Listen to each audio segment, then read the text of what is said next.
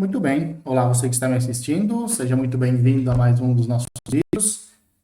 Vamos dar continuidade, então, ao nosso curso de Cálculo 1. Nós vamos começar agora uma nova etapa do curso, que é a parte de integrais. Para nós chegarmos nessa parte de integrais, a primeira coisa que nós vamos ver é o conceito de primitiva ou então de antiderivada, tá? Nós vamos querer introduzir, ou vamos querer definir, pelo menos, esses conceitos, né? O conceito de primitiva, o conceito de antiderivada, de uma maneira relativamente natural. Então, nós vamos resgatar o significado do prefixo anti e nós vamos ver como que o significado desse prefixo, o significado do português mesmo, né? Do prefixo anti, como isso pode nos ajudar a definir, então, o conceito de primitiva de uma função, beleza? Então, vamos lá. O que é que significa esse prefixo ante? O que é que ele indica? Se você for perceber, ele indica oposição a alguma coisa ou contrariedade a alguma coisa, algo que é contra algo, né?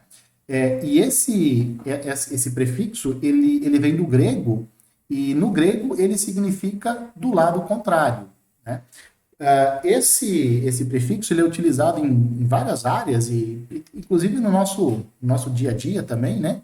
Por exemplo, na medicina, ele é utilizado em anti-inflamatório, antibiótico, anticoncepcional. Tá? O que acontece? Você está de boa, né? Você está lá de boa, tranquilo, de repente você corta a sua mão.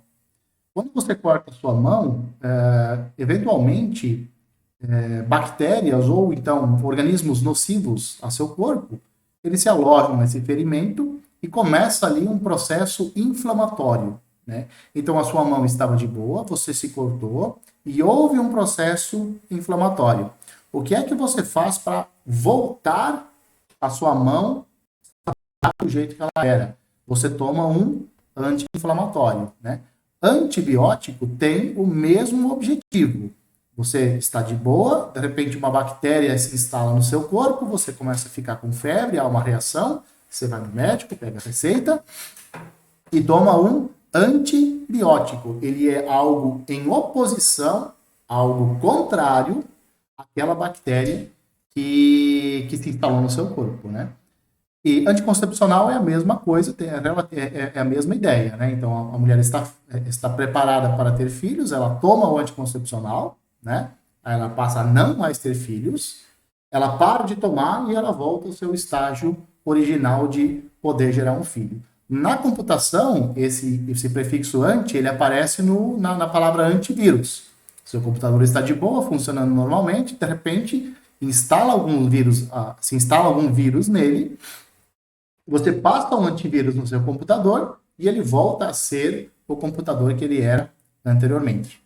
No banho, você também utiliza o prefixo anti no anti-caspa, né? Sua cabeça está de boa, de repente ela começa a coçar, você percebe que está com caspa, você vai no mercado, compra um anti-caspa e toma banho com esse anti-caspa e a sua cabeça volta a ser a cabeça que ela era antes. Na matemática, ela também aparece, né? Então, por exemplo, a subtração, ela pode ser encarada como uma anti-adição. A palavra anti-adição foi o que eu acabei de inventar. Essa palavra não existe. Mas a subtração, ela se comporta como uma anti-adição. Tudo que a adição faz, a subtração desfaz. Então, se você pega a sua conta bancária e lá tem 100 reais e por algum motivo alguém deposita 50 reais para você, então houve uma adição de 50 reais. Se você fica empolgado e vai no mercado, você gasta esses 50 reais, ou seja, há uma subtração de 50 reais da sua conta bancária e ela volta a ter o saldo que ela tinha originalmente. Então, essa é a ideia. Da mesma forma, é claro, a adição também é a anti-subtração. Se você subtrai uma parte, imediatamente depois você soma o mesmo montante, no final você acaba tendo o montante que você tinha originalmente, né? Da mesma forma, a divisão ela pode ser encarada como uma antimultiplicação, no sentido de tudo que a multiplicação faz, a divisão desfaz. Tudo que a divisão faz, a multiplicação desfaz. Idem para radiciação e potenciação. Tá? Vamos olhar o processo de derivação para essa função específica que está aparecendo na tela, a função x ao cubo. Qual é a sua derivada? Como que você obtém a derivada por meio de um processo de derivação que nós já vimos, né? Que é chamado de regra do tom. Tá? Grosso modo, ela é a regra do tom. O que fala esse processo de derivação? Sem passar pelo limite, tá? Ele fala o seguinte, para você derivar x ao cubo, a primeira coisa que você faz é tomba o expoente multiplicando. Então, esse expoente que estava aqui, esse expoente 3 que está aqui, na derivada ele cai para frente, multiplicando, né? E em seguida, você subtrai 1 do expoente do x ao cubo.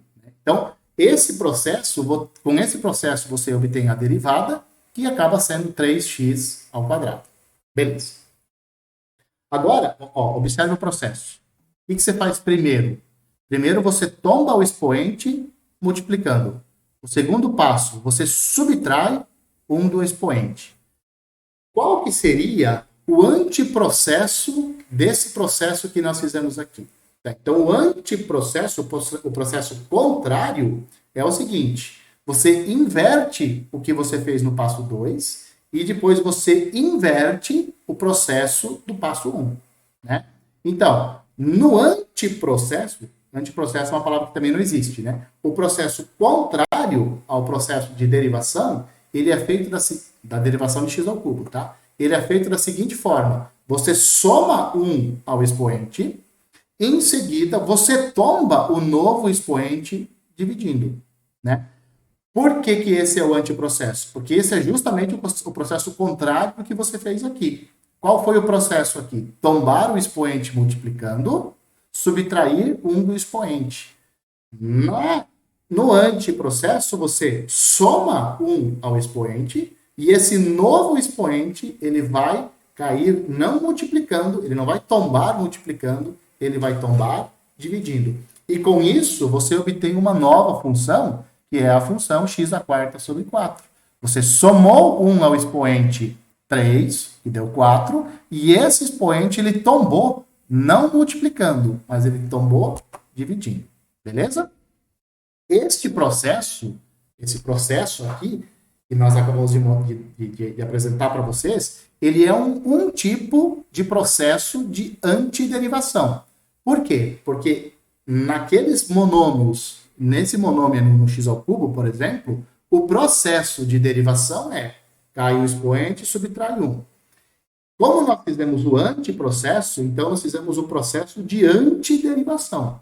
E anti é aquele prefixo que nós acabamos de ver o significado dele. A função que nós obtivemos a partir da antiderivação, isso que a gente chama de uma primitiva ou então de uma antiderivada da função original, no caso, a função x ao cubo. Observe o seguinte, se você derivar a antiderivada, olha que coisa legal, se você derivar a antiderivada, o que você vai obter? Como que você deriva a função x à quarta sobre 4? Bom, essa função você pode olhar ela como a fração 1/4 que multiplica a função x à quarta. Então, a sua derivada vai ficar o seguinte, como é que você vai calcular essa derivada? 1/4 se mantém, né? Você vai tombar o 4 na derivada e vai subtrair 1 do expoente. Então, a derivada dessa função aqui vai ficar 4x ao cubo sobre 4. Aqui você pode fazer a higiene, 4 corta com 4, e isso fica x ao cubo. Então, o que é que está acontecendo aqui? Observe, quando você derivou a antiderivada, você obteve a função original, né? Então, você teve a função original, que está a sua mão original, aconteceu algum processo de inflamação e você tomou o anti-inflamatório. Nesse caso, o anti-inflamatório é a derivação. Tá? Muito bem.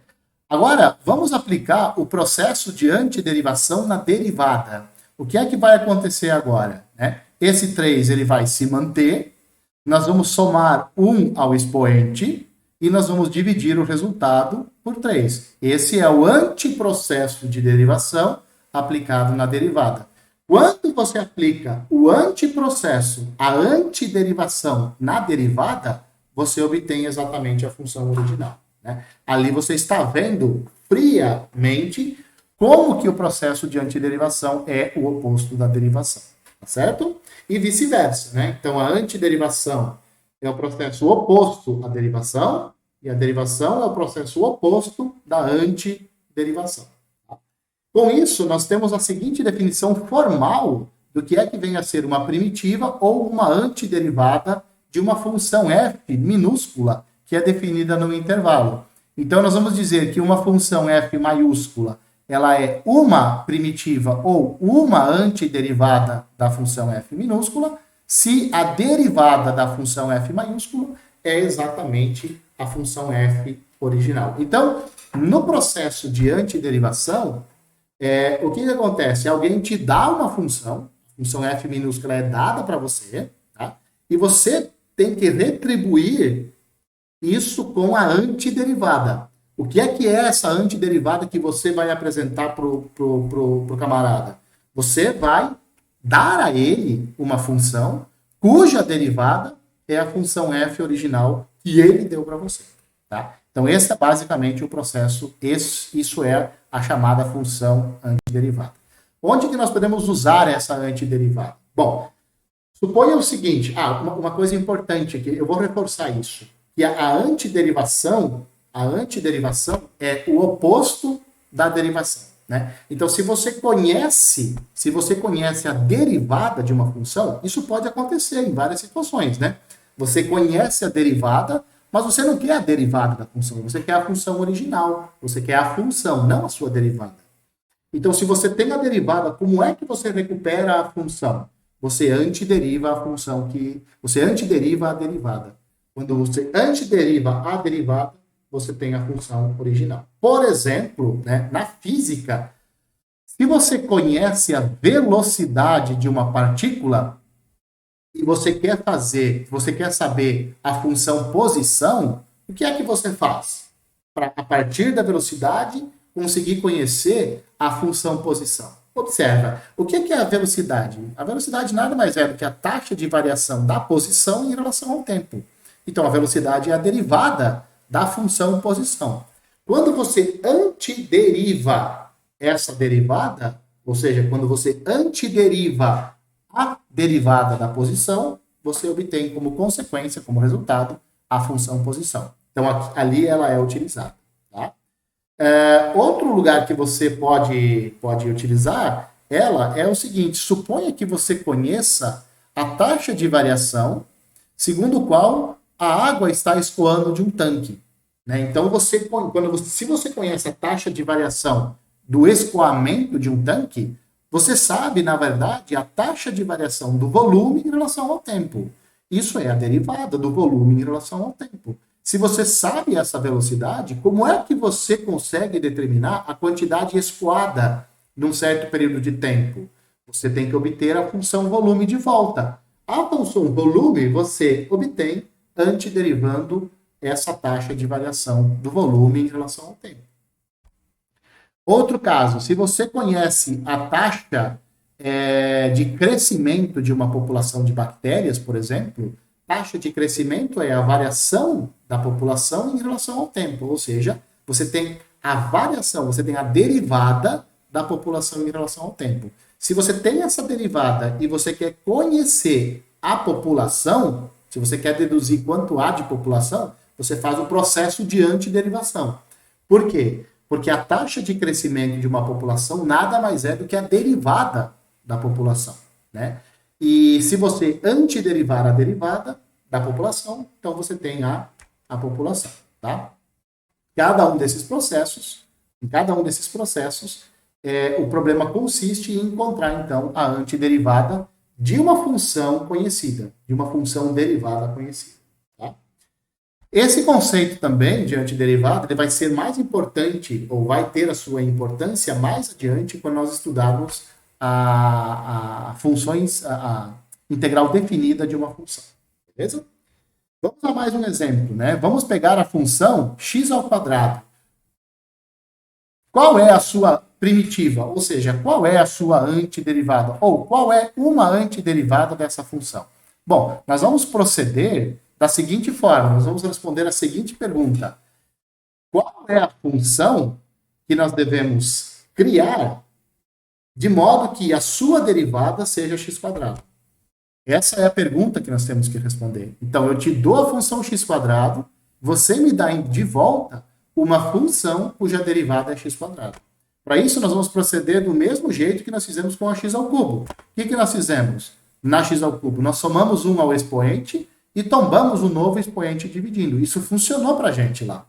Como isso funciona para x², isso provavelmente vai funcionar para x², né? Então, nós vamos criar a função x² sobre 3, que nada mais é do que 1/3 de x².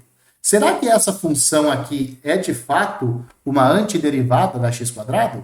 Só tem um jeito de saber. Você antideriva essa função. Você deriva essa função aqui. Você deriva a antiderivada. Se eu derivar a antiderivada, aqui eu tenho 1/3 multiplicando x², então na hora de derivar, esse 1/3 permanece, é uma constante, e eu vou derivar x². Qual é a derivada de x²? Como é que eu faço? Eu tomo o 3 e subtraio 1 do expoente. Esse 3 corta com 1/3 e vai ficar x². Ou seja, de fato, essa função que eu dei aqui para você, essa é uma função, essa é uma primitiva da função x². Agora observe, tem outra função, em vez de nós utilizarmos x³ sobre 3, nós poderíamos ter utilizado como primitiva ou como antiderivada essa função aqui, o x³ sobre 3 mais 100. Por que isso aqui também é uma antiderivada da x²? Porque quando eu derivo essa função, essa soma aqui, eu obtenho a função x². Derivada da soma, como é que eu faço? Eu derivo a primeira função, da x² e derivo a segunda função, que é uma constante. A derivada da constante é zero, portanto, essa função aqui, ela também é uma antiderivada, né? Isso confunde muito os alunos, né? Mas é um... O que eu posso fazer? A antiderivada não é única nesse caso, né? A antiderivada, tendo uma antiderivada, eu consegui outra, somando 100. Mas é claro que esse número 100 aqui, ele não é um número mágico, ele não é um número especial. Eu poderia ter somado qualquer número aqui com a x³ sobre 3, que eu continuaria obtendo uma antiderivada. Por quê? Porque se eu derivar a função x³ mais uma constante qualquer, mais uma função constante qualquer, quando eu derivar, eu vou obter x² aqui, e a derivada da constante vai ser zero. Então, de fato, obtendo uma antiderivada, somando qualquer constante, eu obtenho várias antiderivadas na minha função original. Outra, né? Nós já vimos, por exemplo, que x² sobre 4 é uma antiderivada da função x². Como ela é uma antiderivada, se eu somar a ela qualquer constante e derivar essa nova função, eu vou obter como derivada a função original. Então, não é só a x² sobre 4 que é uma função antiderivada da x². A x² sobre 4 mais qualquer constante continua sendo uma antiderivada. Moral da história, quantas antiderivadas eu tenho? Tantas quanto forem as constantes que você pode somar. Então, você pode somar números negativos, você pode somar números positivos. Bom, há infinitos números negativos e positivos, e, portanto, o número de antiderivadas dessa função aqui, ela é uma quantidade infinita, tá? Uma antiderivada de 5x à sétima. Qual seria um bom chute para uma antiderivada dessa função? Mantenho 5 e vamos antiderivar só o x elevado à sétima, que é o que importa, né? Qual que seria o processo? Vou somar 1 ao expoente e vou dividir por esse expoente que eu obtive, né? E aí eu tenho uma função que é candidata, eu não tenho certeza, é uma candidata antiderivada. Como que eu vou saber, como que eu vou ter certeza que essa daqui é uma antiderivada? Eu derivo ela. Se eu derivar ela e chegar em 5x à sétima, é porque essa daqui vai ser uma antiderivada da nossa função. Então, vamos derivar 5x a 8 sobre 8. O que, que vai acontecer? O 5 vai passar para fora da derivada, os 5 oitavos, né? Ele vai passar para fora da derivada e vai sobrar só x à oitava para eu derivar. Qual que é a derivada de x à oitava? Toma o 8, subtrai 1, né? E mantém os 5 oitavos aqui, né? Esse 8 cancela com esse 8, eu vou obter 5x à sétima. E, portanto, isso daqui, 5x à oitava sobre 8, é uma antiderivada da nossa função 5x à sétima. É claro que se eu somar qualquer constante, vai continuar sendo uma antiderivada da função original. Esses exemplos, eles motivam o seguinte resultado. Então, se f é uma primitiva ou uma antiderivada da função f minúscula, que é definida no intervalo, então a primitiva mais geral possível da função f minúscula é a primitiva que você encontrou, mais uma constante qualquer arbitrária. O que é que isso significa? Que se você encontrar uma primitiva de uma função, então você pode encontrar todas as primitivas dessa função. Como é que você obtém todas as primitivas? Somando constantes. Somando qualquer constante, você obtém também uma nova primitiva. Beleza? Bom, com isso você pode ter observado que nós chegamos ao slide 11 de 11, e com isso nós encerramos esse vídeo de antiderivada. Espero que tenha ficado claro para você o conceito de antiderivada.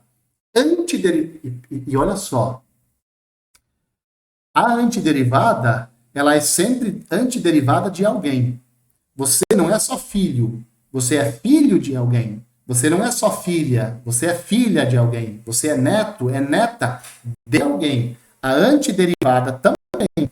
A antiderivada é de uma certa função, é de uma determinada função. Então, eu sempre, quando eu vou falar em antiderivada, eu preciso falar antiderivada de quem?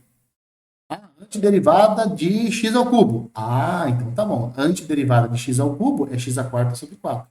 Só dizer para você, me dá aí a antiderivada. Você não vai saber o que fazer. Eu preciso dizer para você antiderivada de quem? Tá? De qual função. Beleza?